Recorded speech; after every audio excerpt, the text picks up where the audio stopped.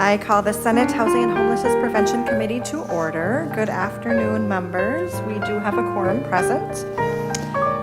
So today we will be hearing 4 bills, the first of which we will vote on and recommend to pass, and the last 3 will be laid over. And the first item on our agenda is Senate File 1376, Senate Report to your bill. Thank you, Vice Chair Bolden. I think it's 1367. Thank you. Yes. Thank you. And members, this is the FHPAP bill that we heard and laid over last week or the week before the snow. And we are bringing it back up, and I do have an amendment to it to sort of bring it into line with what we are talking about. This changes the amount from 100 million to 50 million. And the goal with this is to move it to finance and to the floor, hopefully quickly, to make sure that we are getting out the emergency rental assistance that our counties and grantees across the state are telling us they need for the current cycle that we are in for this grantee. And so some of the wording in the amendment is to allow for this money to be put out in the current RFP cycle that has already, people have already submitted their RFPs for, and this will fill additional need for that, not require a new RFP cycle. Is really the goal of the amendment. Chair, if I could move the A4, please. Senator Port moves the A4 amendment. Any questions on that, members? Seeing none, all those in favor say aye. Aye. All those opposed? The motion passes and the amendment is adopted. Senator Port. Thank you. And members, again, as we talked about earlier, this goes through the organizations, the counties, and the FHPAP providers who already provide emergency rental assistance across the state. This is just an increase in funding, an immediate infusion of funding to ensure that we're meeting the needs that are out there right now and that we maintain stability as we are moving into what will hopefully be a historic investment in housing. We want to ensure that we keep people in stable housing in the meantime. And so I ask for your support to move this to finance. Questions, members?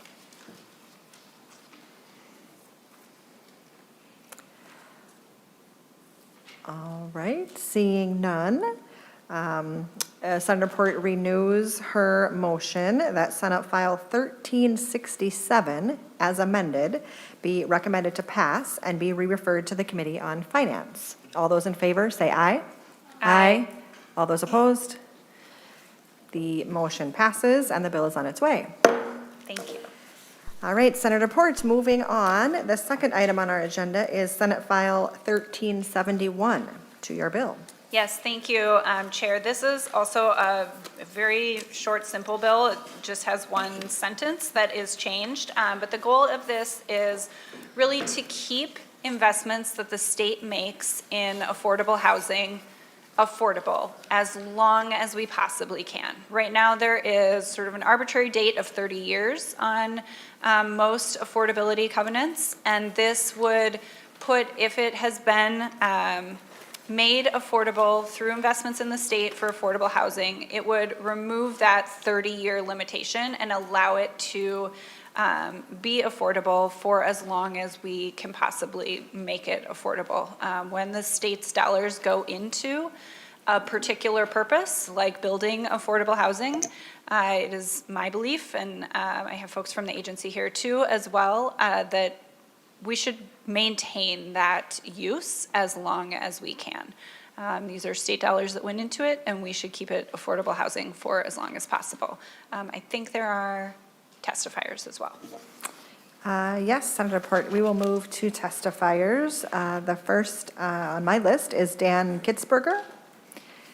Please introduce yourself for the record and proceed. Thank you, Madam Chair, members. Again, I'm Dan Kitzberger. I'm the Legislative Director at Minnesota Housing. I just want to thank Chair Port for carrying this bill. This is an agency policy bill that we've been trying to get across the finish line for a few years now. Just a bit of background. We currently, for most of our multifamily loan documents, are able to go to 40 years. And we've done that in collaboration with our developer partners and stakeholder partners who've, again, as Senator Port indicated, placed a priority on longer-term affordability. And so this prevents us from having to bring everybody back to the table at year 30 in order to continue the affordability covenant that travels with the property itself. So again, just thank you for your consideration of this bill, and I'd be happy to answer any questions there might be. Thank you, Mr. Kitzberger. Our second and I believe last testifier is Katie Topinka. Please introduce yourself for the record and proceed. Thank you, Madam Chair and committee members. My name is Katie Topinka. I'm the Director of Intergovernmental Relations for the City of Minneapolis. And the City of Minneapolis is pleased to testify in support of Senate File 1371. This item is on the city's legislative agenda as well. We have seen a growing need for affordable housing in our community. More than 50% of Minneapolis households are renter households. 73.4% of renters in Minneapolis experience housing cost burden, meaning they paid more than 30% of their income for housing. And more than half of renters are extremely housing cost burdened, meaning they pay more than 50% of their income for housing. The City of Minneapolis finances affordable rental and ownership housing units each year through programs like our Affordable Housing Trust Fund and the Low Income Housing Tax Credit Program. In 2022, the city closed on the financing of 919 new affordable rental units, which was a historic high for the city. And since 2021, we approved funding for 196 affordable homeownership units. But statute does put some limitations in our ability to enforce affordability through a declaration longer than 30 years. And we would like to protect the significant public investment that the city is making in affordable housing and require longer affordability terms to ensure that units remain affordable well into the future. We support this bill so that we can work with community partners, affordable housing developers, and support renters and homeowners in our community by having longer affordability periods. Thank you for the opportunity to testify. Thank you for your testimony. Any other comments, Senator Port? Senator Draheim. Senator Rest. Thank you, Madam Chair. Senator Port, is affordable housing related to this section defined? Senator Port. Either by reference to some other statute or by words that you want to add? Seems a little bit vague. Thank you, Madam Chair and Senator Rest. I believe it is. I'm wondering if council can point to the particular part in statute. They are looking for it. We'll give them a moment.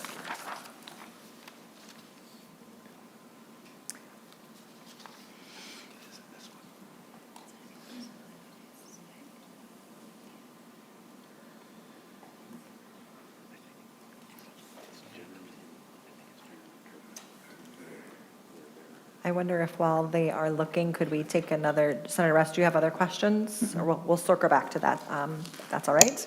Senator Draheim? Thank you. I think mine was kind of under the same line. I was going to call for a friend, a nonpartisan, to kind of go through. To me, I agree with Senator Rest. It's very vague on 2.21 and 2.22. I agree of the notion of what you're trying to accomplish here. I just want a little better explanation of how this really impacts with the current statute. Senator Port. Thank you, Madam Chair and Senator Draheim and Senator Rest. Talking with MHFA, that is, we're not sure it's in statute, but is typically typically used in if it's a building or housing that has income restrictions on it. So that's sort of how the agency looks at it. I'd be happy to work with you guys and the agency to sort of build that piece out. We are going to lay this over, and so I agree, it should be, I'd be happy to clarify that. Senator Draheim. I beat her, thank you. I guess my question would be, I know some of the programs have affordability for like a decade, and then how would this impact some of the existing agency programs, would be my question. Senator Port. Dan, if it- Thank you, Madam Chair, and I'll defer to Mr. Kitzberger in a moment, but I will say, this doesn't require different terms than what are negotiated between the property and the agency or anything. It just allows for, like as the city of Minneapolis was saying, that they have negotiated with some of their developers 40 years, but still at the end of 30 years, they have to go back because it's unenforceable, that agreement they have come to for a longer term, because the statute says after 30 years, it's done. So this doesn't require that that the terms be set there, but it allows for it. Mr. Kitzberger. Thank you, Madam Chair. Senator Draheim, I just note this most frequently comes up with the multifamily properties financed by the federal low-income housing tax credit, where we're able to negotiate with developers in the loan documents affordability, usually up to 40 years. And so the programs that we have, most of which are appropriated at the agency that may have shorter terms of affordability wouldn't be impacted. Senator Draheim. Thank you. I guess, could it work the opposite way, I guess would be my next question. So if you had a city that didn't want the affordability for some crazy idea, for 5 years, could they do that, as vague as this is drafted? Mr. Kitzberger.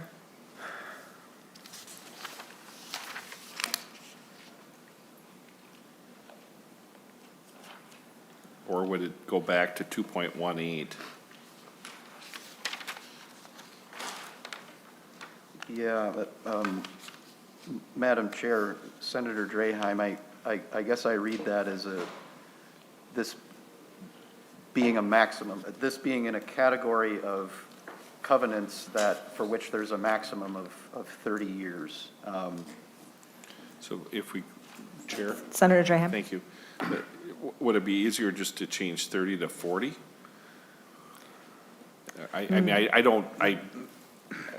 want to get it right, and I think we all do on this table. So I think maybe if we could circle back would be wonderful. Mr. Kitzberger. Madam Chair, Senator Draheim, I think we could do that, but then it would impact all of the other types of covenants in this section that are subject to this 30-year limit. So I think, yeah, I think, I mean, we certainly, I think we would want to avoid that if we can. So I think, we could possibly come up with a way to make sure that it's limited to just this section. And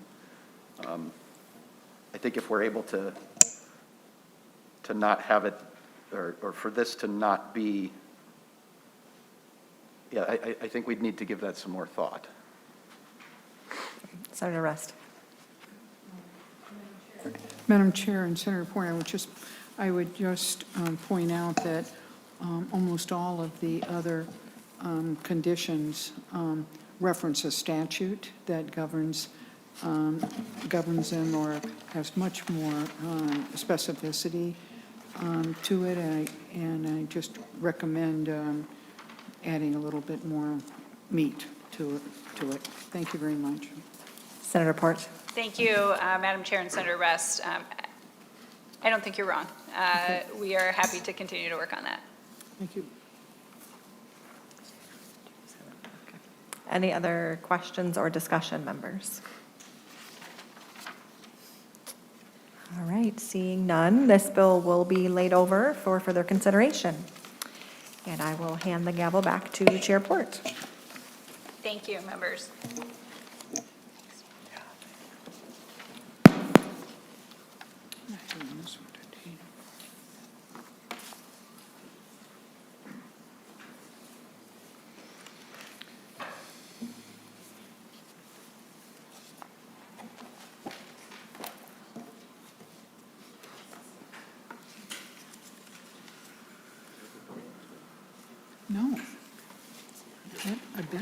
that.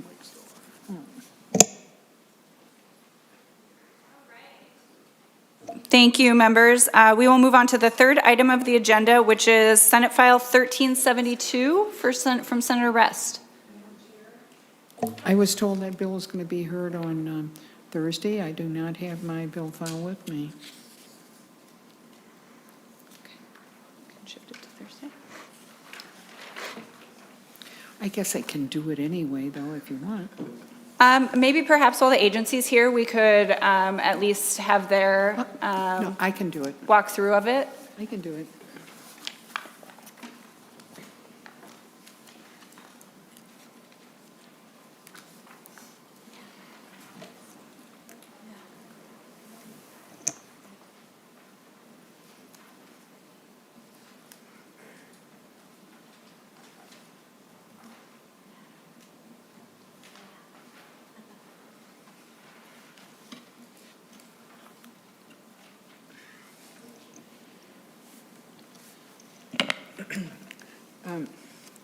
Madam Chair, 1372 was, I was asked by Senator Port to become the shepherd for this bill. So it is the agency bill, and the first section deals with the ability of the Housing Finance Agency to, with its authority for refunding bonds that they had originally issued. You may know that bonds that are issued for debt after you issue them, after a certain period of time, you may refund them. That means you can reissue them again at a different, usually a lower interest rate.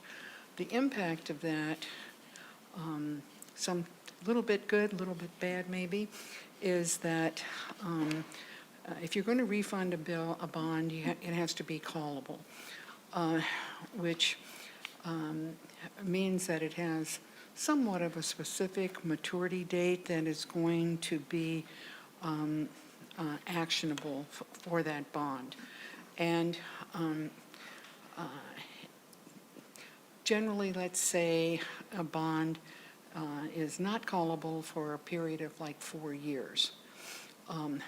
What that does is send a message to the bondholders that there is less of a risk in terms of purchasing those bonds.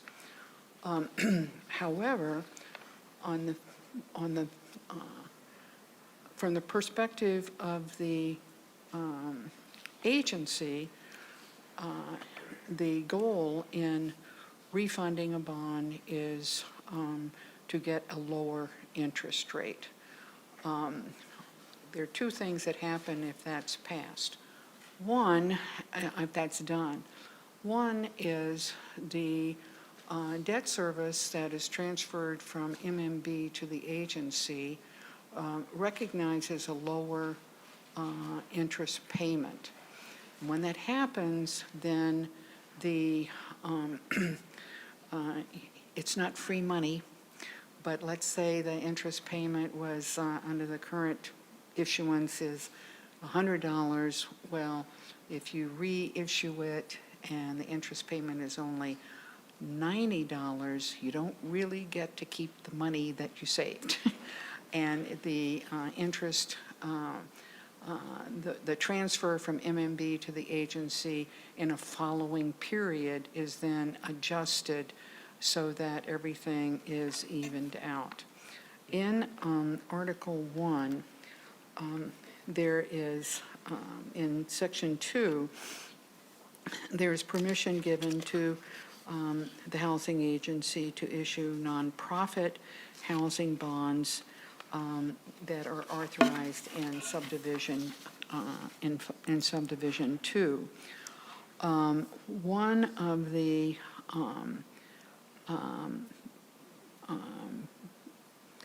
then including things or things that are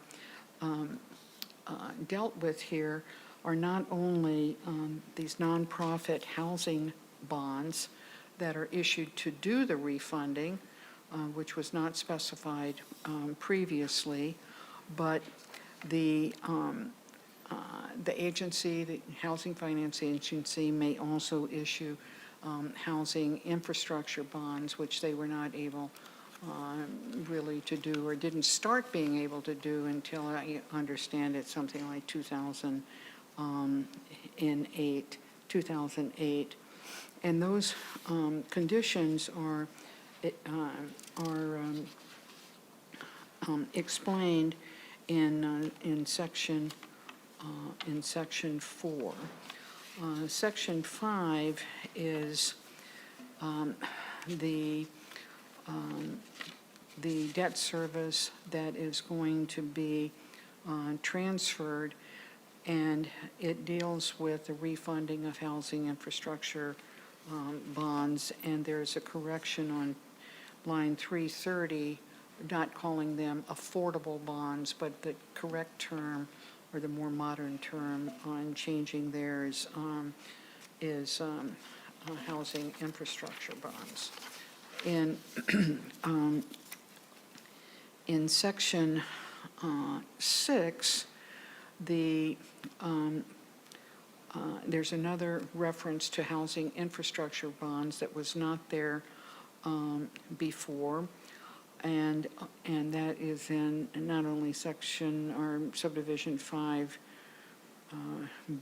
but also in C. So every time that they're talking about refunding, they're including now the housing infrastructure bonds issued under subdivision 2C. And that those phrases are just included all the way through the rest of Article 1. In Article 2, the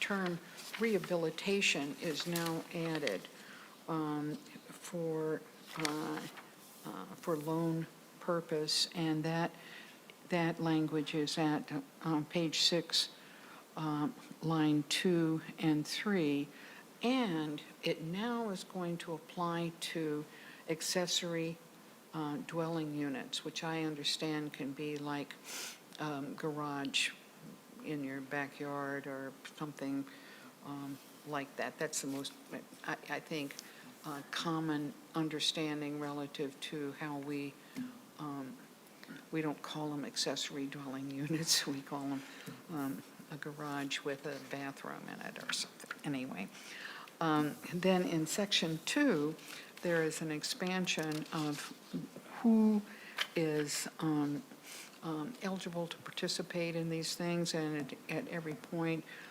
Indian tribes are now being eligible for these programs. Then in section 3, the housing agency has a lot of discretion with, rightly so, with how they prioritize where their dollars and authority are best spent. And that certainly comes up now. There is a directive in section 3 that the agency, and this is on page 7, line 9, the agency must prioritize its use of appropriations for any program under this chapter. For what purpose? To serve households most affected by housing disparities. The agency uses its discretion to identify those populations. And we want them to do that because, and give them authority to do that because they change from time to time. And the agency, in my mind, is in the best, and obviously from there, since this is their bill, is in the best position to make those determinations. Then in section 4, there is a special purpose credit program, which also may sound just a bit vague, but it really is not. It's just affirming in my mind, talking about their obligation to look at households that are most affected by housing disparities, that they're given the authority to establish, and this is in page 7, line 13, to establish special purpose credit programs to do what? Well, to help those economically disadvantaged classes of persons that have experienced classic discrimination. And it so appropriately follows Section 3, where they have to do a prioritization for their use of appropriations. And if you look at 717 through 719, this program, what can it do?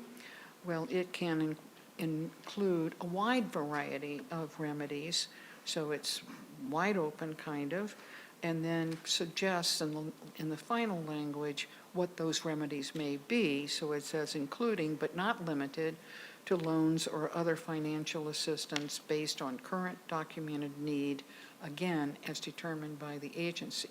So there's an overall directive, but that respects and honors the discretion of the agency in having these. Then Section 5, there has been a provision that in each of the 87 counties that the county board has to pass a kind of like a seconding resolution supporting the programs that come before them asking for a grant.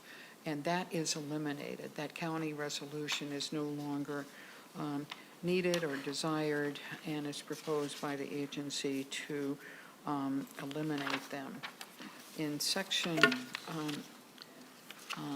6, there is an elimination starting at 8.15 of how those things may be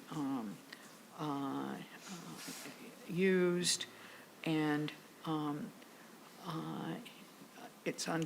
starts at 8.9, what bonds issued by the agency under those housing infrastructure bonds means what? It means the bonds issued by the agency, but is striking single-family homes from that purpose. And then, interestingly enough, to me at least, for people who are older, what does it mean to be a senior when we are referencing senior housing? And what is being changed here is moving away from using a reference to an individual and instead substituting a definition and a new term called senior household, so that if you look at 825 and on,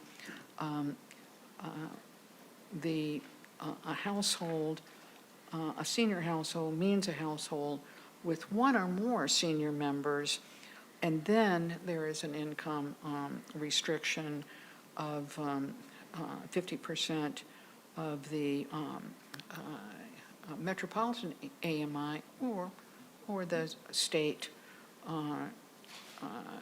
AMI for people that live outside of the seven county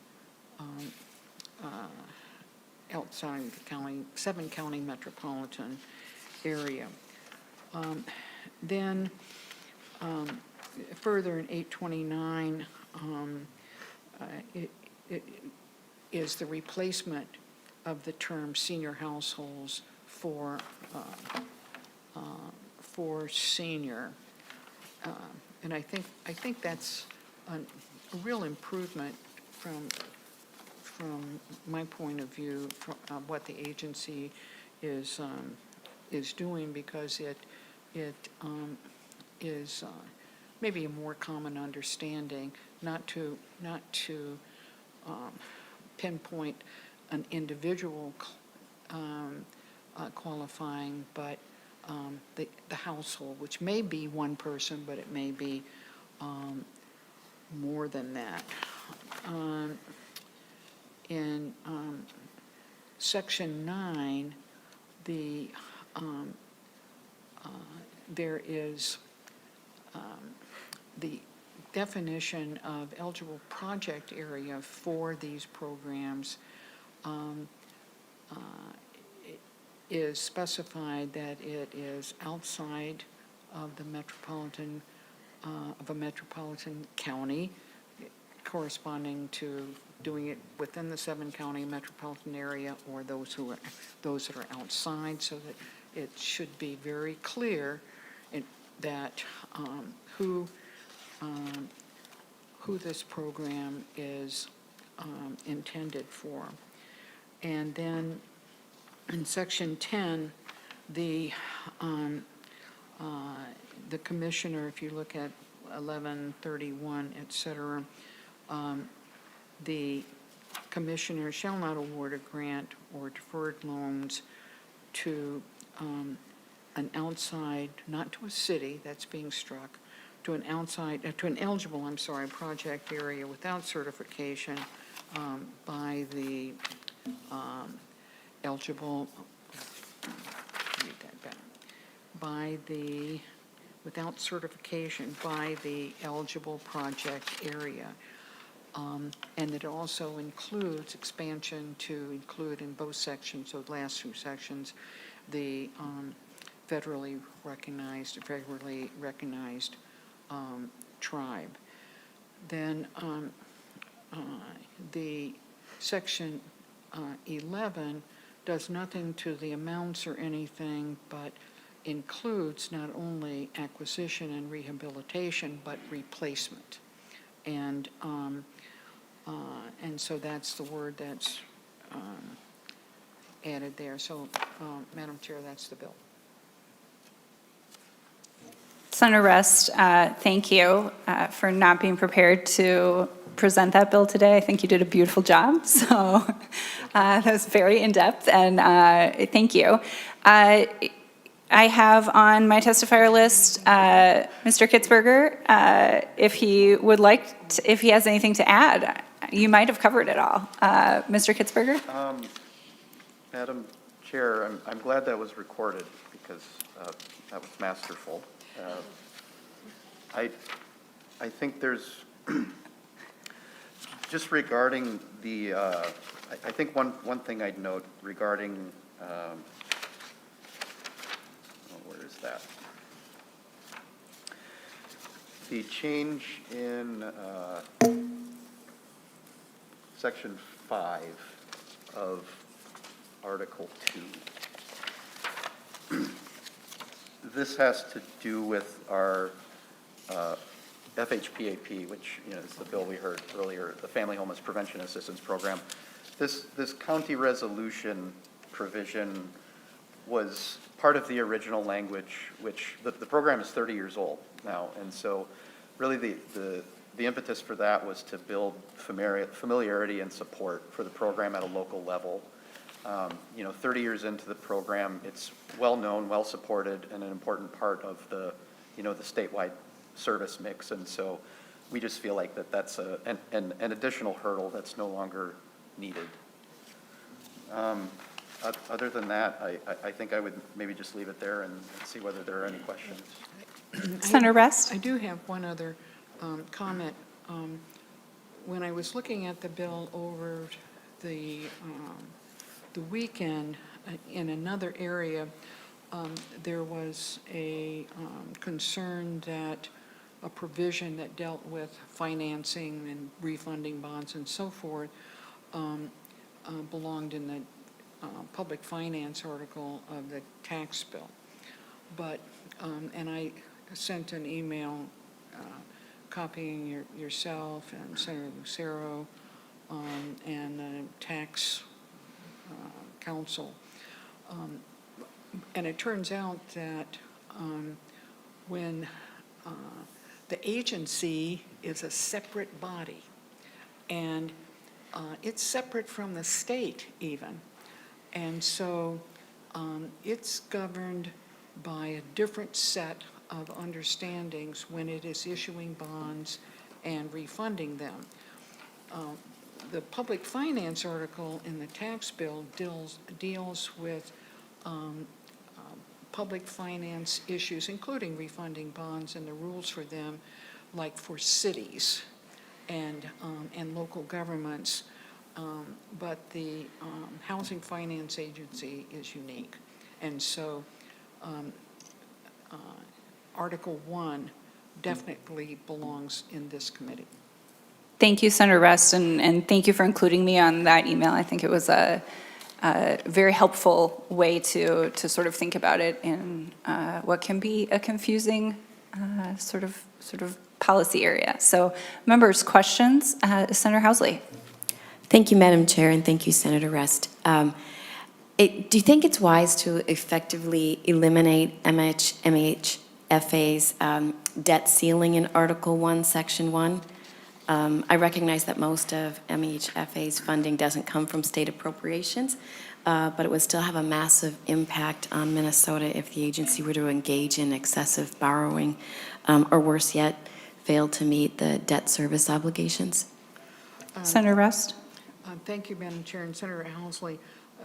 You know, that is a position taken, I mean, I can describe it, but that's a position taken by the agency that I would then ask them to defend.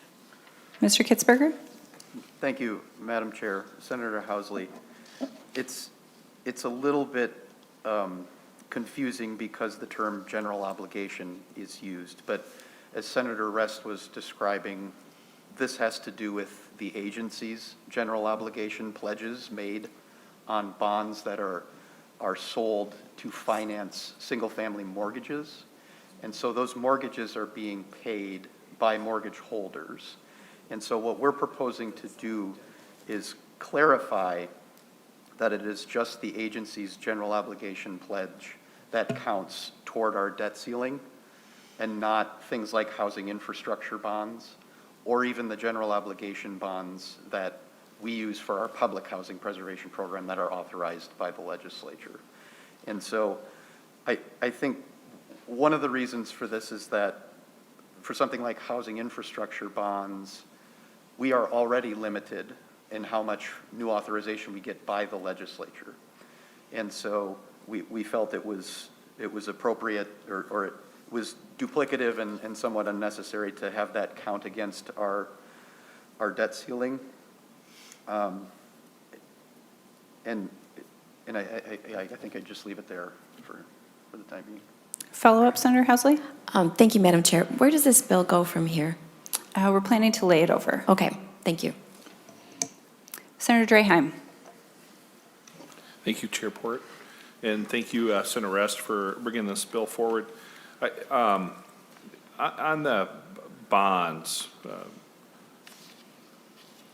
the general obligation bonds, as defined by, do we need to define them in this chapter? Because you normally don't offer what we consider general obligation bonds. In fact, I don't think you probably have any general obligation bonds, do you, Mr. Kitzberger? Mr. Kitzberger? Madam Chair, Senator Draheim, I think we have a little bit of authorization left from the last time. This would have been a couple of years ago that the state approved new GO authorization for public housing preservation.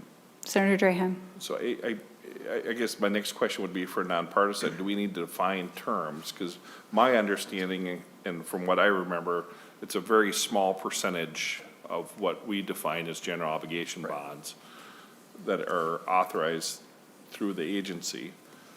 So there would be no debt ceiling on any other type of bonds other than the GO bonds, which are hardly used. Is that correct? Mr. Kitzberger? Madam Chair, the GO bonds this is referencing are actually the general obligation, the bonds that carry a general obligation pledge from the agency that are used to back single-family mortgages. And so that's That's actually the vast majority of the work we do. I think we have, as of last summer, about 3.7 billion in that type of bond, or in that type of debt outstanding. Mr. Mueller? Madam Chair and Senator Draham, I think there's, at first when I read this too, I had some of the same confusion. I think the word general obligation is a term that we think of everything that comes out of the capital investment bill. That is different than what they're calling general obligation here. The GO bonds that come out of the capital investment bill, the state is responsible for that. I think it's just a term that when used here, they're referring to their own bonds that are, as I was thinking of it, sort of twisting around the words maybe, that are obligated to the agency, maybe instead of general obligation bonds. And, you know, maybe as this bill is laid over and we talk about it more, I might want to work with the agency to see if we can maybe restructure the way this section is worded so that it's not confusing between the GO bonds that we're all thinking about and what the bonds that they're actually describing. Senator Draham? Thank you, Mr. Mueller. Thank you, Chair Port. And I guess that's what I was getting at. Do we need to define these in 462A whatever? Because defining terms, as Senator Rest brought up earlier. So I look forward to that if they will work on that. And if I could, I have a couple more questions, if that's okay, Chair. Senator Draham? Madam Chair, I wonder if I could just add a comment to that. Senator Rest? Is to really continue to keep in mind that the Minnesota Housing Agency is an entity apart, and everything that's in it is different because of it operates separately. And so general obligation bonds that are backed by the full faith and credit of the state and that capital investment bill, that's a different animal. But when it's within the agency, it is calling it that and having the same characteristics is what makes those bonds attractive to purchasers, because there is stability, there's guarantees that are made, and I quite frankly think that that is a general term, that it doesn't need further definition, but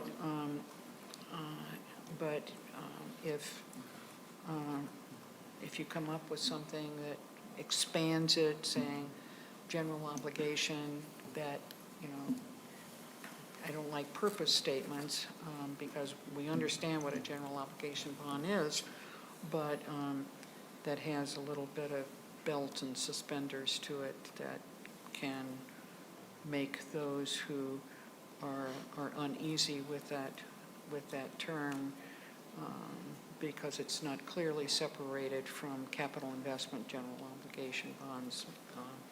That works for me. Thank you, Senator Rest. Senator Draham, do you have you. another question? I would love another question. Thank you, Chair Port. I guess my next question is on 6.1 or 6.3 on the accessory dwelling units. And I know we've had a lot of discussion over the last couple of years with those accessory dwelling units. And I know the league, I know, has had some issues with some of the stuff we've tried to do on that. Is there peace in the valley on these accessory dwelling units if we're going to be having additional funds for that? I have no idea.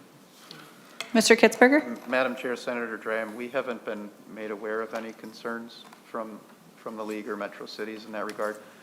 You know, should this be passed, you know, we would be subject to local zoning requirements and so would, you know, approve projects accordingly.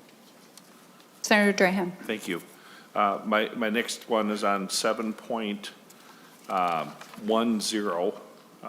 on housing disparities. And we heard Senator Rast's explanation of that, but I guess my question would be, if this bill was enacted, who would be most affected by housing disparities today that the agency would focus on in this section of the bill? Mr. Kitzberger?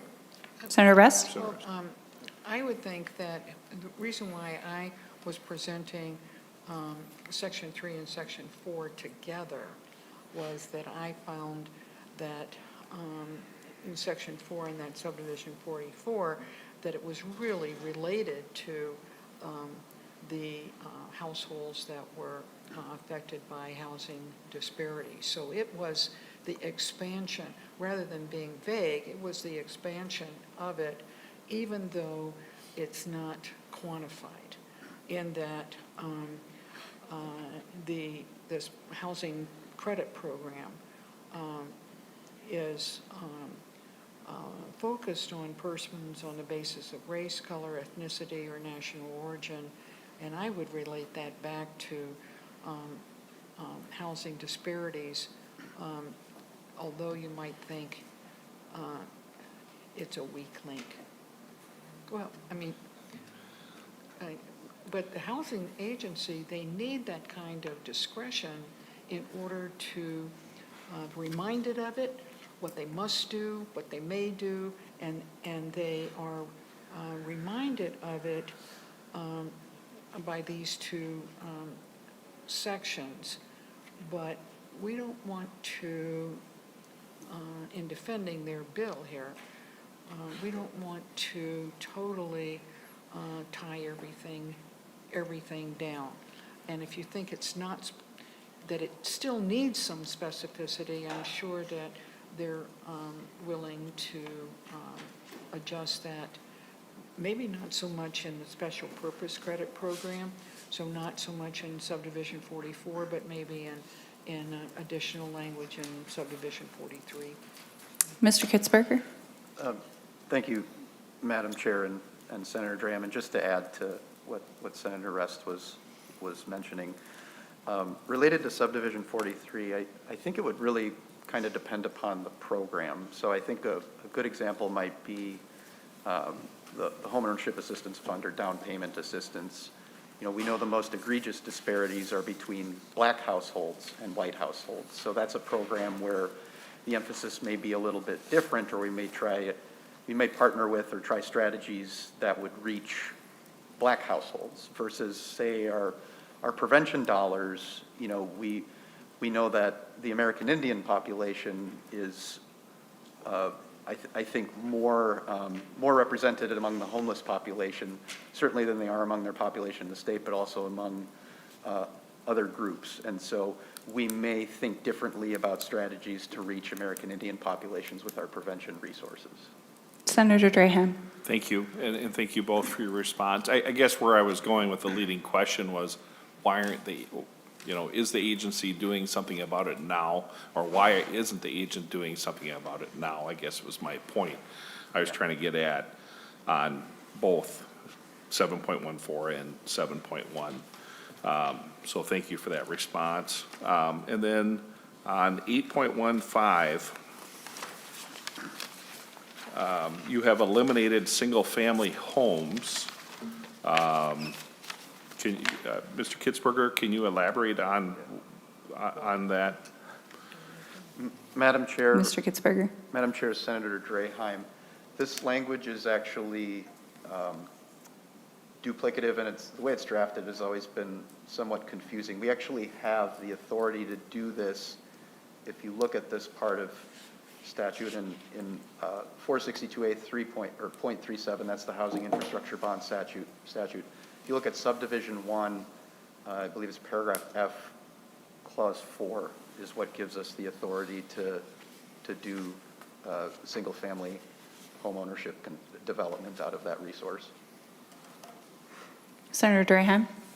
Thank you. And can you repeat that, Mr. Kitzberger? Mr. Kitzberger? 462A.37, it's subdivision 1,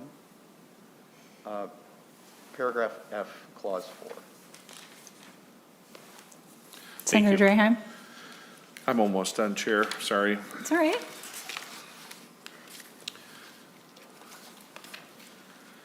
And then, I guess getting back to the disparity question I had, do we, and this is probably a nonpartisan question, do we need to define that term in chapter 462A?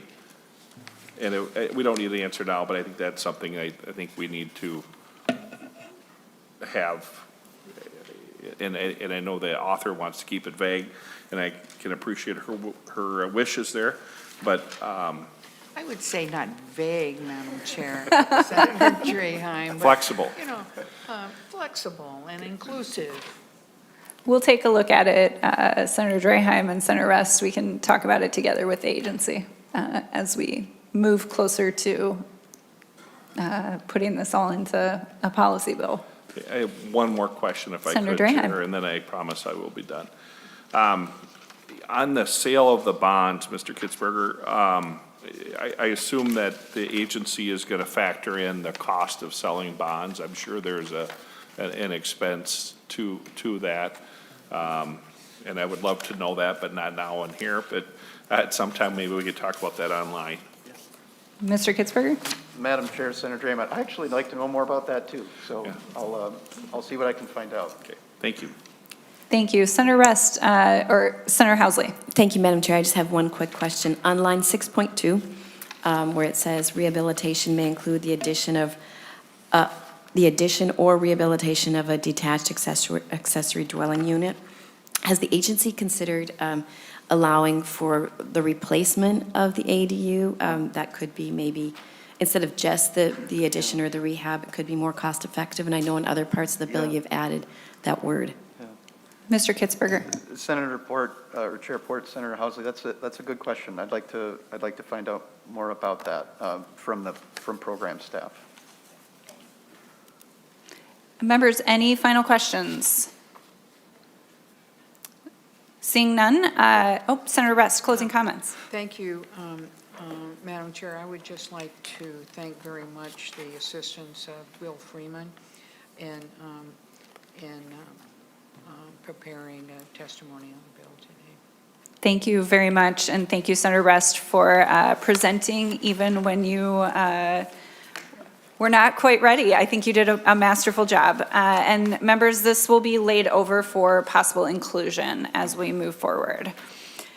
And the final item on the agenda is Senate File 821. Senator Pa.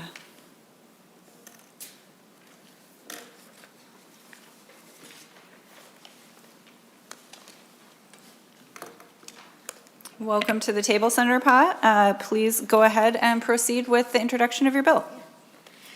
Thank you, Chair Port and committee members, for the opportunity to present my bill, SF 821.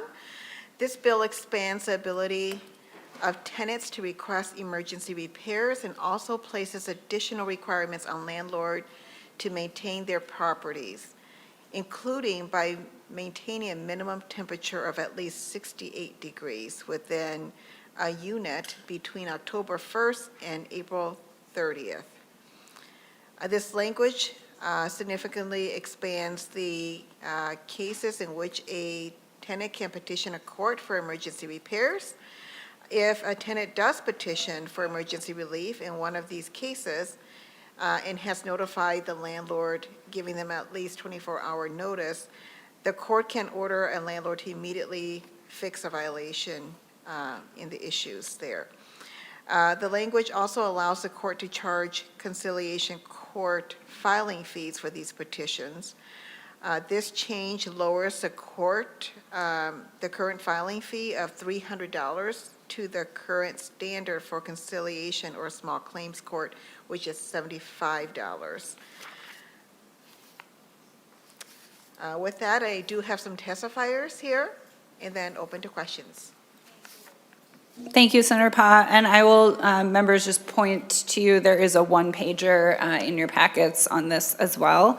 And then Mr. McDonough from Homeline, if you would come up and testify first. Catherine Banbury, you will be next. And then we have an online testifier after that. Mr. McDonough, welcome back to the committee. Please introduce yourself for the record and proceed with your testimony.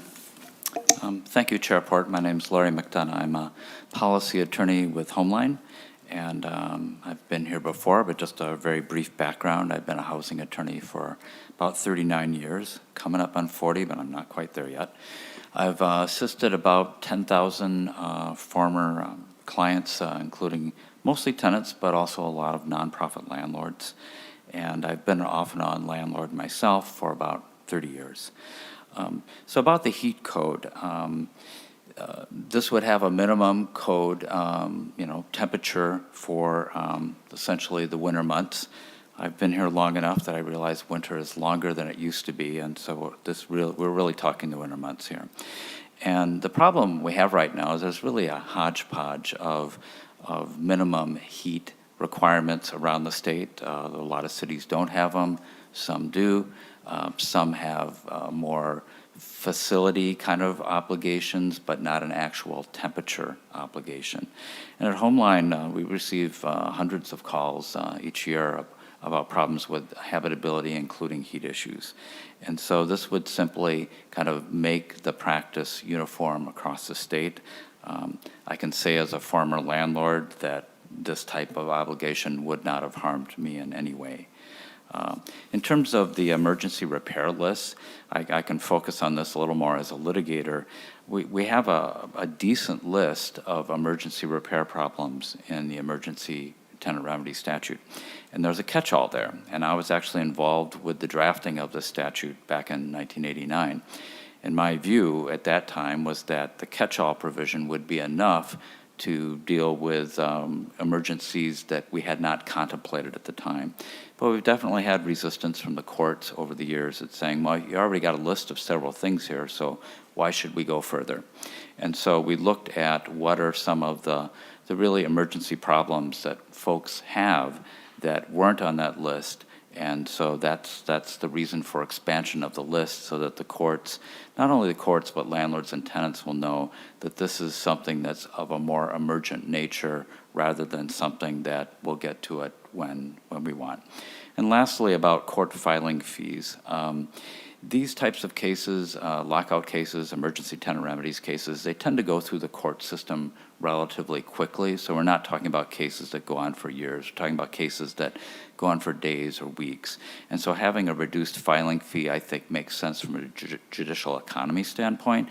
But also, if you have a reduced filing fee for a non-emergency case, like a rent escrow action, it seems like kind of common sense that for the emergency actions, we wouldn't want to have a financial burden there.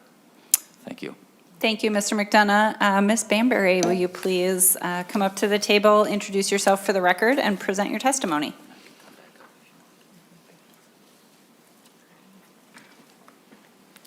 Thank you, Madam Chair.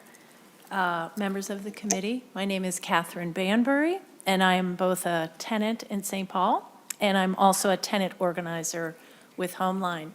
I'd like to read a few testimonies from tenants that could not be here today. This is from a tenant in Minneapolis. I lived in this home for 7 years. The furnace would frequently malfunction. Maintenance told the landlord he needed a new furnace. The guy just kept putting different parts in. I went into my own pocket and paid $500 to get the furnace repaired. Every other year, the furnace would still go out. I would have to stay in a hotel because it would get so cold, and he only gave me a space heater. I wasn't able to heat our house over 50 degrees. I went through a lot of suffering in that house. This is from a tenant in Roseville. In June of 2021, my air conditioning broke on an incredibly hot weekend. The replacement they brought in didn't fit, and they never came back. I reached out before the summer of 2022, but it was another 5 weeks before they came to install a new unit. The new one was also busted. A large rainstorm caused my apartment to flood through the AC unit. I asked about mold, and my landlord said that mold wasn't an issue, and that's not how mold worked. When I moved out, I showed them the damage and the mold, and they asked me why I had never said anything. Even though I had submitted multiple work orders, I'm done with this whole situation. And one more from Minneapolis. The flooding in the basement was likely caused by an attempt at old home repair. It looks like the landlord tried to wash the spackle down the drain, which caused a water flow stoppage. Every time we use the washer, it floods in the basement about an inch. The foundation is tilted, so all the water pools into a room that is filled with black mold. Every time the water touches the mold, it flares up, and you can smell it through the house. They have taken no steps to address this as of yet. They have been renting out this house for a while with this same problem. As far as I know, there's basically black mold in every wall in the house. Thank you. Thank you for your testimony, Ms. Banbury. And then we have one testifier online. Mr. Smith, you can come off mute, and please introduce yourself and present your testimony. Thank you, Madam Chair, and members of the committee. My name is Cecil Smith. I am President and CEO of the Minnesota Multi-Housing Association, which represents 2,200 members with approximately 300,000 units of housing. I come to you today to raise concerns regarding Senate File 821. A statewide minimum heating code does not recognize the regional differences in our large state, especially north to south. Additionally, the minimum heat code does not recognize how many multifamily rental properties heat their facilities. Most commonly, older facilities use a boiler system which creates constant heat flow throughout our building. The boiler system causes those in the center to be warmer than those in the upper level corners, which tend to remain cooler.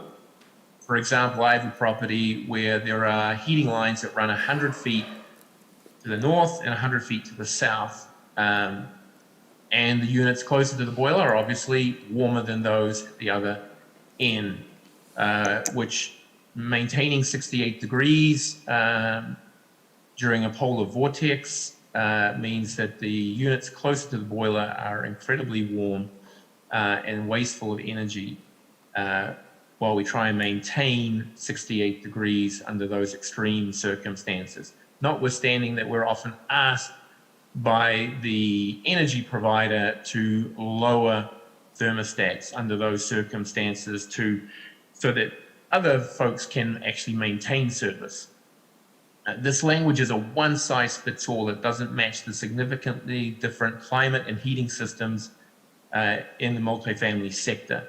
Our local housing maintenance codes can be applied in circumstances to reflect the local heating requirements and have done it in many municipalities.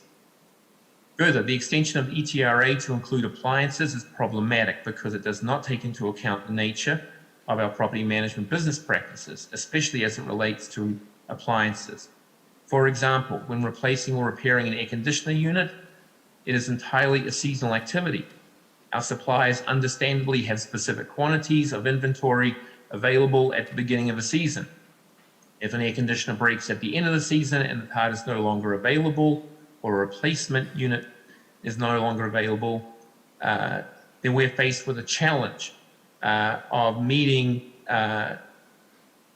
the necessity to provide an appliance. How can we comply with the ETRA in that circumstance? We can obviously financially compensate the residents, supply fans, among other options to mitigate the situation. In the case of a disability-related necessity for air conditioning, then a reasonable accommodation would need to be made. My testimony today outlines a few concerns that we have and why we have those concerns with the proposals. We believe we can work with the author, the chair, and the committee to address these issues. Thank you, Madam Chair, and members of the committee for the opportunity to testify today.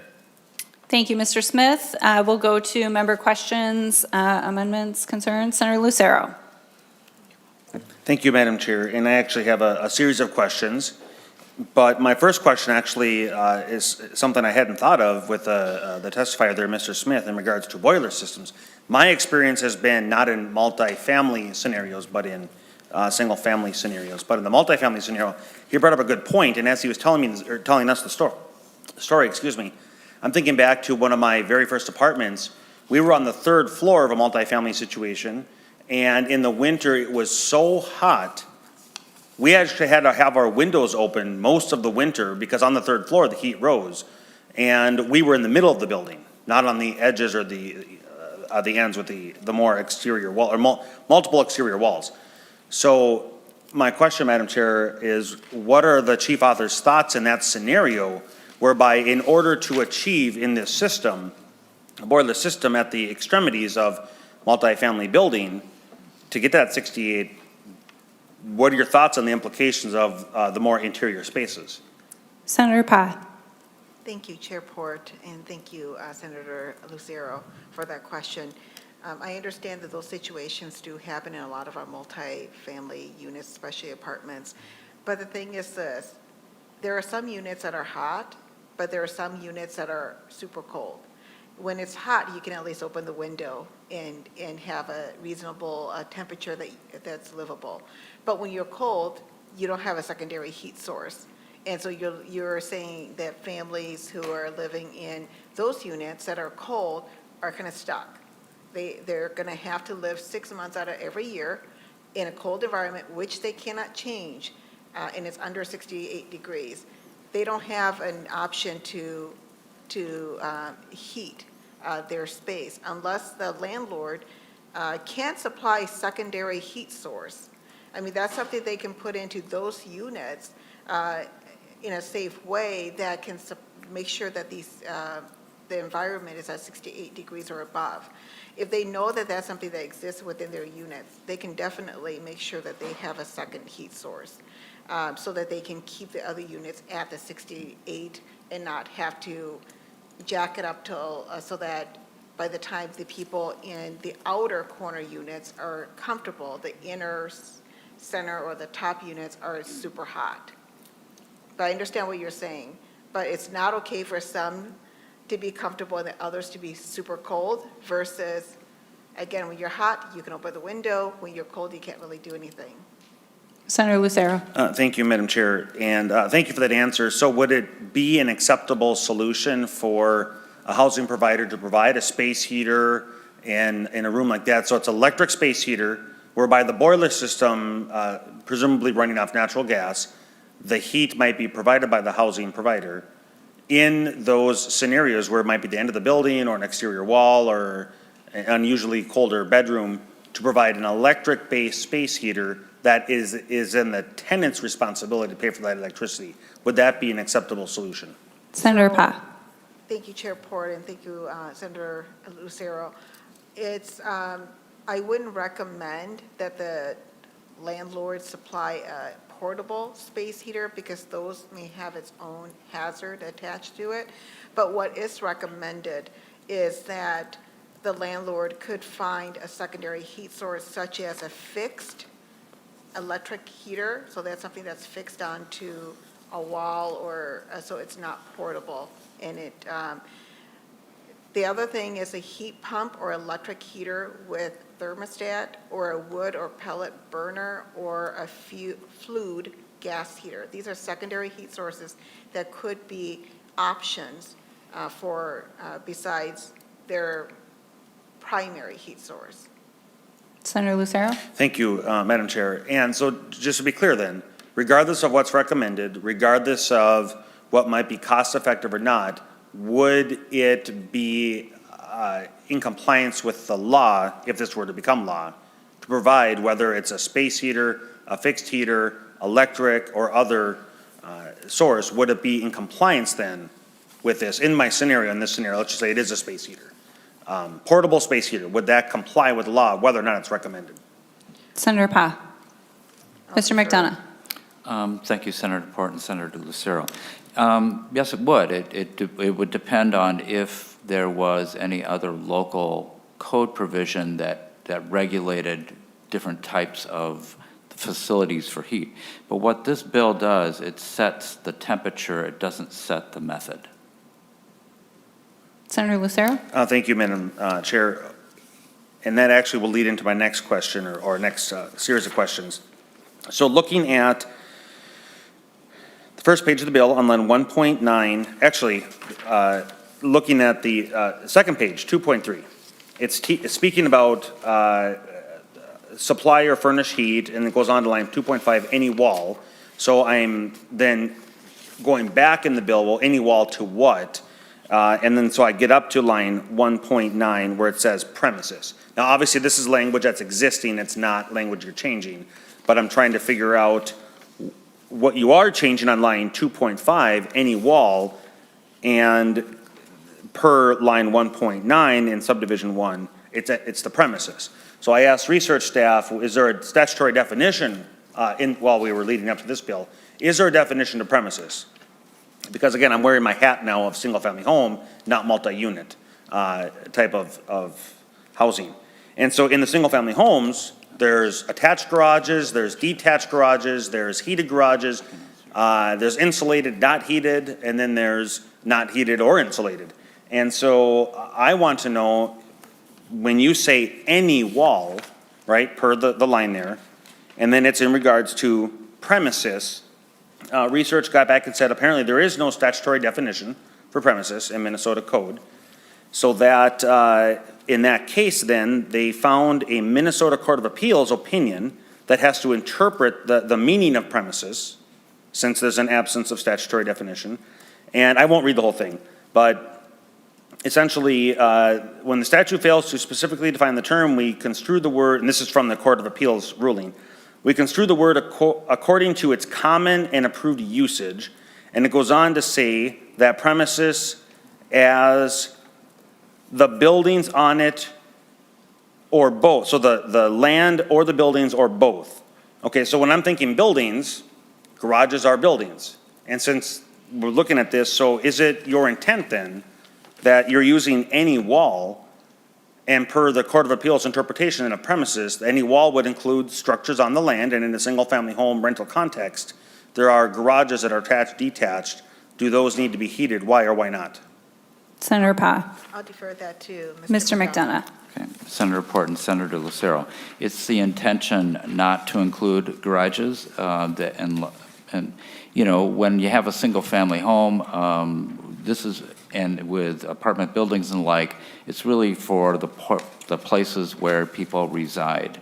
My read of this bill is that would be how it would be interpreted, but we'd certainly be open to some language that would make that clear. It's certainly not the intent to have the shed in the backyard where you keep the tools and the snowmobile to be heated to 68 degrees.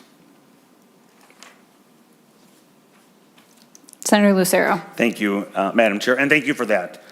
So it does need to have some work, because the word any wall does mean any wall for premises and the Court of Appeals, so I appreciate the recognition that that does need to be examined. And in addition to that, so let me give another scenario. So as I've explained in this committee several times in the past, the single-family homes that I rent out, some of them are built in late 1800s, early 1900s, 1920 timeframe. And there are, you can imagine, over the course of more than 100 years, these homes they are a compilation of additions over the decades. And so they have a mixture of all kinds of different materials, construction materials, insulation. In some, I've literally pulled out newspaper as the insulation for an exterior wall. There is sawdust as the insulation for an exterior wall. The sawdust, after 100 years, having settled, and it's literally only the first maybe 36 inches from the floor. The rest of it's a wide open cavity. Wouldn't know that unless one is performing renovation. And so then obviously modern forms of construction, you have fiberglass and you have spray foam, right? So there's all kinds of different stuff. Among that, there are porches in these homes. So at one point, I don't know if it was a purely exterior space and somebody enclosed it with a series of storm windows, and it's now, I don't know if you'd call it an interior space, but I think most people looking at these, what might have been a porch external at some point, is now an interior space. And so I'm thinking in one scenario, I have a home where the front door, the lock, doorknob and deadbolt is on the exterior door that leads into the porch. The porch is a completely unheated space. It must have been in some addition 70 years ago. I have no idea. Or they closed it in 70 years ago. There's no source of heat in it whatsoever. Then there's another door that's not locked per se because it's not the exterior door to the property, but one can close that door to close off the temperature in the interior space that's immediately inside the exterior door. So my question, Madam Chair, with that background, in this language, if this were to become law, is that porch area that's unheated, would I now, as the housing provider, have to go through the expense to heat that space and therefore then jack up the rents of my tenants? Senator Pa? Senator Lucero, I would say no, it depends on whether or not that porch is intended to be a 3 or 4 season porch and advertised or promised as much. If it's promised to be a 4-season porch, yes, it should be adequately heated. If it's a porch that's meant to be not 3 or 4 season, and that is understood by the tenant, then no, you wouldn't have to heat that at 68 degrees or higher. So, I mean, just like Minnesota has a lot of these front porches that are not 3 or 4 season porch, they're not expected to be heated. It's only if it's an attachment of which you're saying, this is a 4-season porch, then yes. Senator Lucero? Thank you, Madam Chair. So I'm not advertising it at all. Here's a single-family home. I'm not calling out that space and singling it out and advertising it one way or another. But in my opinion, I would consider it interior space because it's immediately behind the exterior door, which has the deadbolt, right? So I would look at it as an interior space. And when I see this here, any wall, but regardless, even if it is a 3 or 4 season porch, even if it were advertised or not advertised, can you show me where in the language that what you were articulating there would be the case? Because I see any wall. So even a 3-season porch attached to the home, how did you make that determination separate from the word any wall? Senator Pa, Mr. McDonough? Senator Port and Senator Lucero, you're right that language is not specific on that level. I agree with Senator Fahd that interpreting the statute for the benefit of the health and safety of tenants that are residing in the property, that the courts have the ability to essentially answer that question, but it's certainly possible that we could look at some language on that. I mean, I've litigated a lot of these cases, habitability cases over the years, and I can tell you that the courts, regardless of what their kind of judicial philosophy is, looks at the impact of the conditions on a person. Right? So to give you an example, I have an adult daughter with special needs, and when I was helping her learn how to walk, the difference between having a hand railing for myself was minimal, but having a hand railing for my daughter was really, really important. And if we were in a case about that, the judge or the referee would look at, well, what's the impact of this railing not being there on my household? And if I'm able-bodied, then maybe there's no impact. But if it's affecting me in a negative way, then the courts take action on it.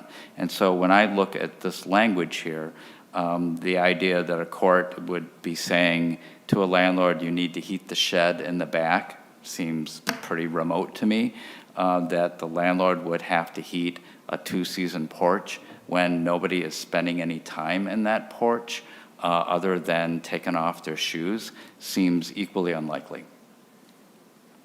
Senator Lucero? Thank you, Madam Chair. And let me look at the timer because I definitely don't want to. Oh, we've got all kinds of time. Thank you for that answer. But in order to go to court, a housing provider has to go through an incredible amount of expense, likely hiring an attorney at probably a minimum of $250 an hour.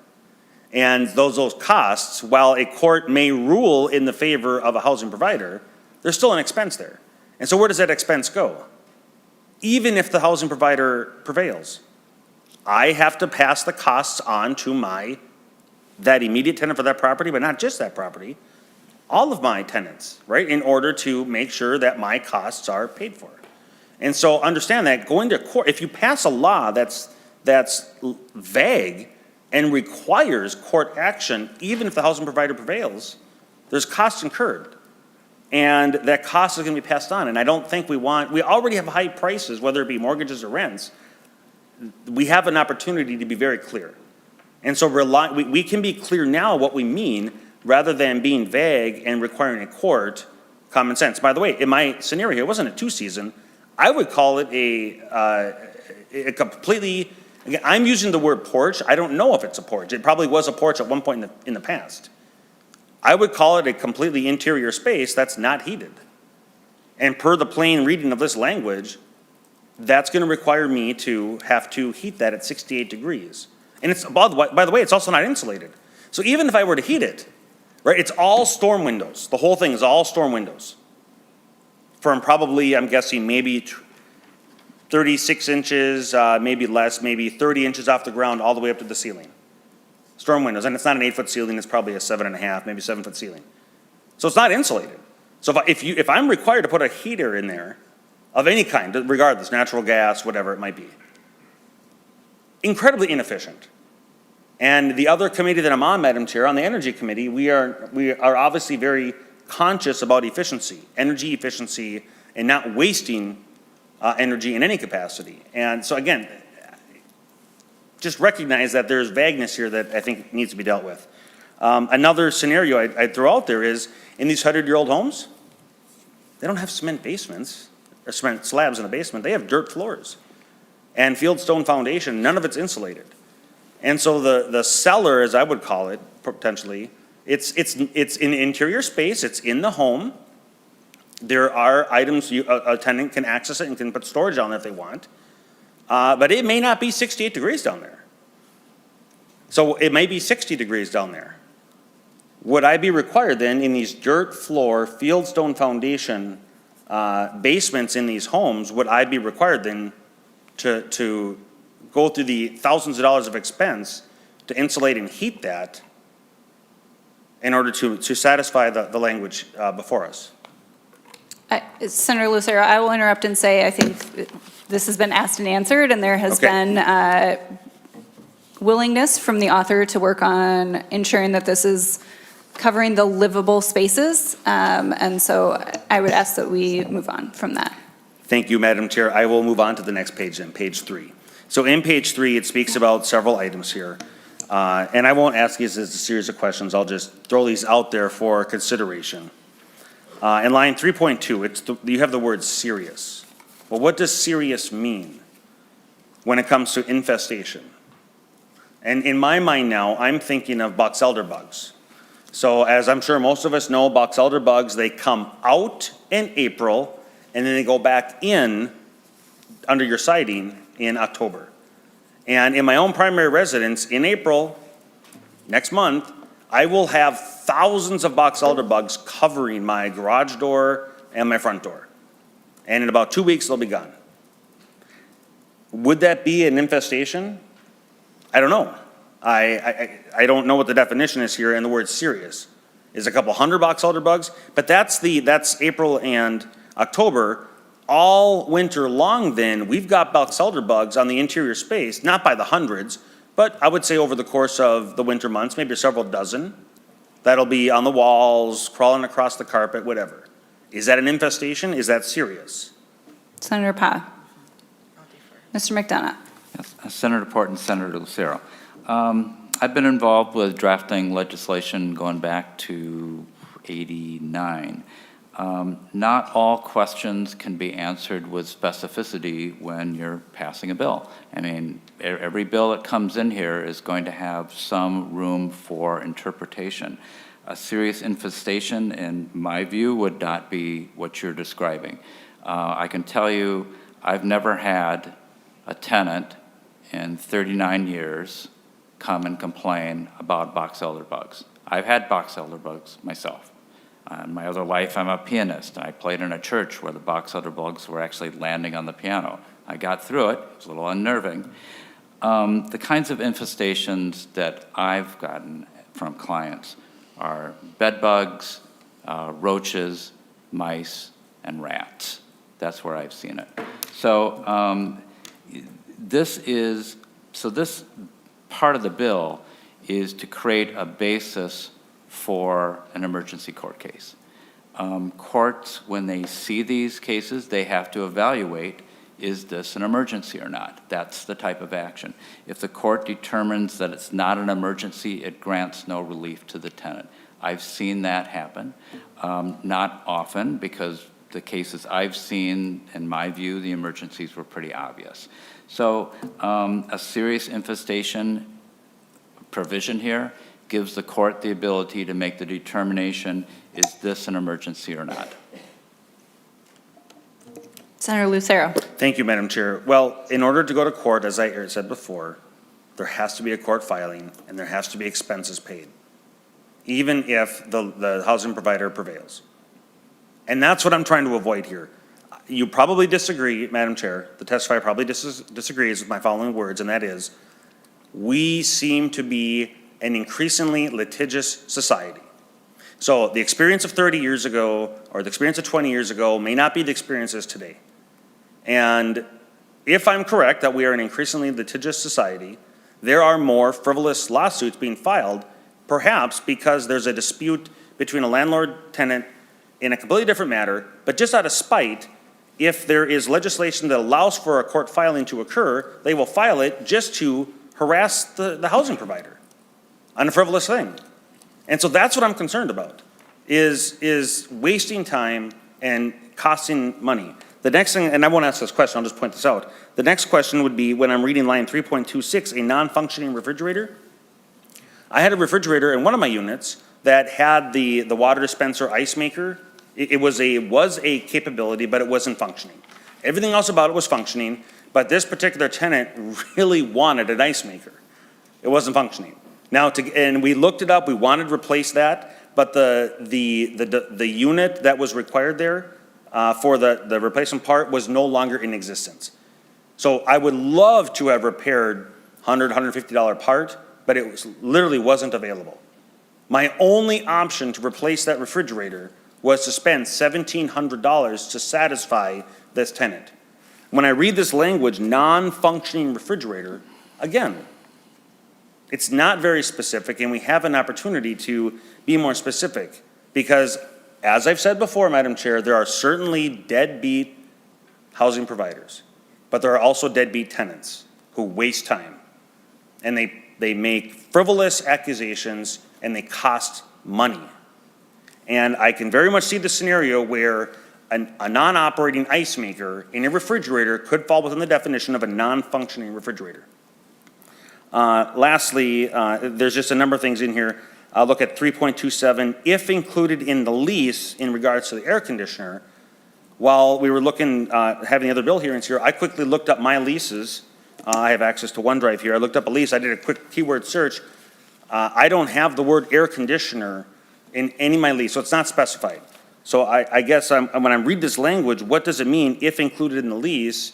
So can an air conditioner that's present and attached to the house, whether it be central AC or whether it be a series of window units throughout the property, but I don't have any reference to them whatsoever in the lease, would a central air conditioning unit that burns out for whatever reason, in the middle of a supply chain crisis and not able to get a replacement unit, and or, as we heard one of the testifiers say, at the end of the summer season, where even in the absence of a supply chain crisis, there might be low inventory and you can't get your hands on replacement parts or a whole unit right away, would I be in violation of this, yes or no, even if I don't have it specified in the lease?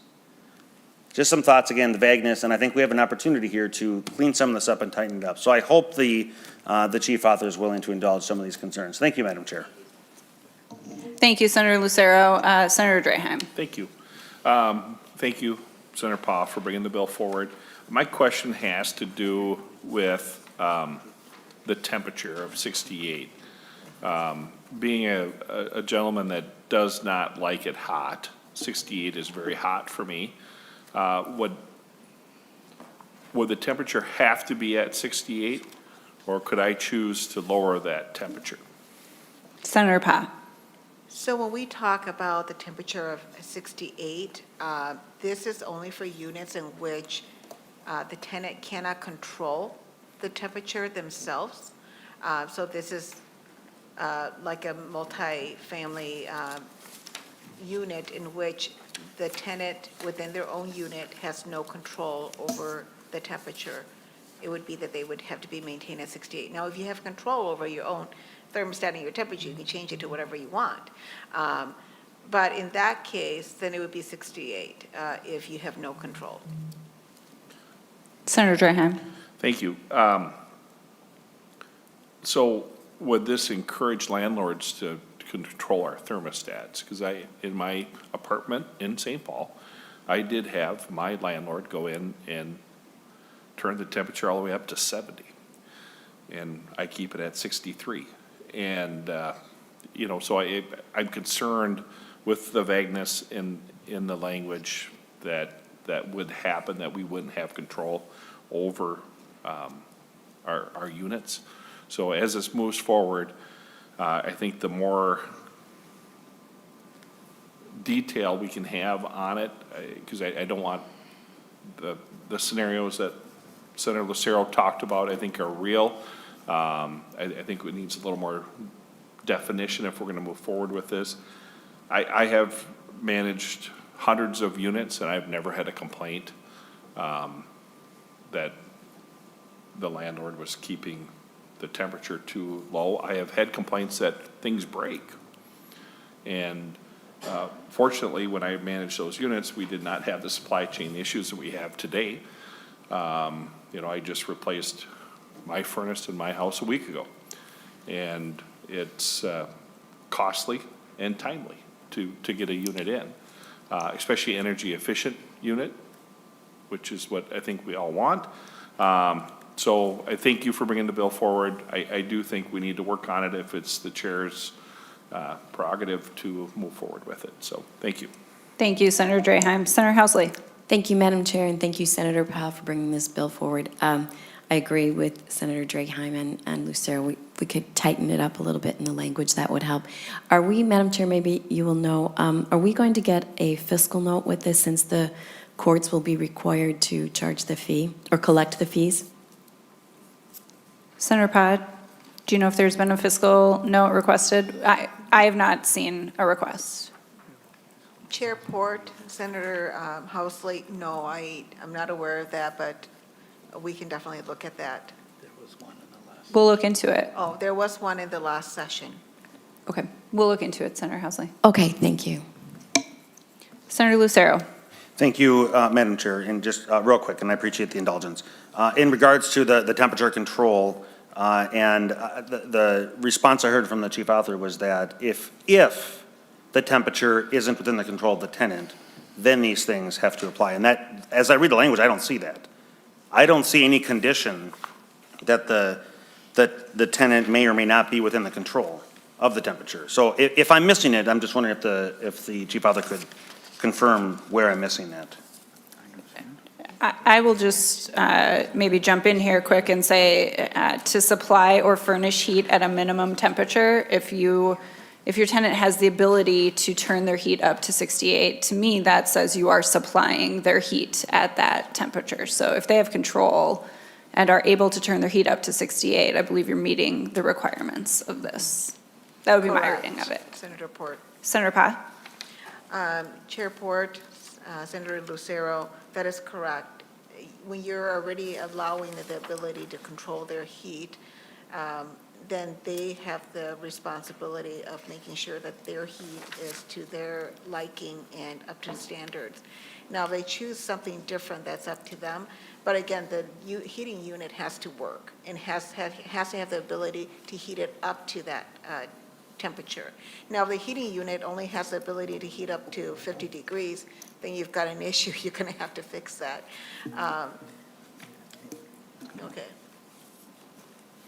Senator Lucero? Okay, thank you, Madam Chair, and I do appreciate that. I see a gray area there.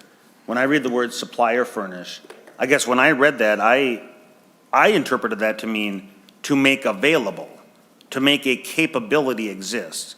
So while I, as a housing provider, I am providing a heating source, am I supplying it? I'm making it available. They can choose to do what they want with it, but I just don't see any condition in there. So again, just another opportunity to maybe tighten the language up, to be more clear, if the intention is, when it's clearly not within the control, not within the control of the tenant, those words could be added, again, to eliminate that vagueness. So thank you, Madam Chair. Senator Pott, any closing comments before we lay this bill over? No, thank you, Chairport. Okay, thank you. Members, we're going to lay this over for possible inclusion. That is the last item before us. Oh, Senator Draheim. Thank you, Chair Port, and great hearing. My question is about Friday. That is are you in gonna- my announcements. Okay, I appreciate that. Yeah, members, we are planning to meet both Thursday and Friday this week at 12:30. I hope we can keep it tight, but we have 4 additional bills that we really need to get through to close out the tenants' bills that we have this session. So between Thursday and Friday, we will get to the end of that, which will allow us to move forward with sort of a tenants omnibus package, which we will hear the following week and then move to judiciary. Senator Draheim. Thank you, Chair Port, and I just want to make a couple comments on that. One is I didn't see anything posted yet as of 12:20 or whatever. They before I have came been, down. they went up at 106. Okay, and then so we know the bills that we'll be hearing on Yes. Friday. And just so members understand that, you know, most of us in the rural areas do have commitments already, and I was supposed to tour a school down in Winnebago that they had a whole bunch of stuff lined up for at the same time our committee will be meeting. So very disappointed we are meeting on Friday when us rural members that drive hours to see our constituents can't do that. Now we have to cancel, so. Thank you, Senator Draheim, and I am sympathetic to that. I wish we didn't have to meet on Friday either, but with missing the committee last week for the snow, unfortunately to stay on deadline, we do need to add some time. Happy to work with you in your office to see if joining virtually is an option that helps you, and happy to work through that. Members, any other questions about those 2 days? Senator Rest. So I have 2 different times listed for the committee. What time is it? On Friday? On Friday. 12:30. It is 12:30? Yes. Okay. All right, members, and with no other business before us, we are adjourned. I will see you Thursday.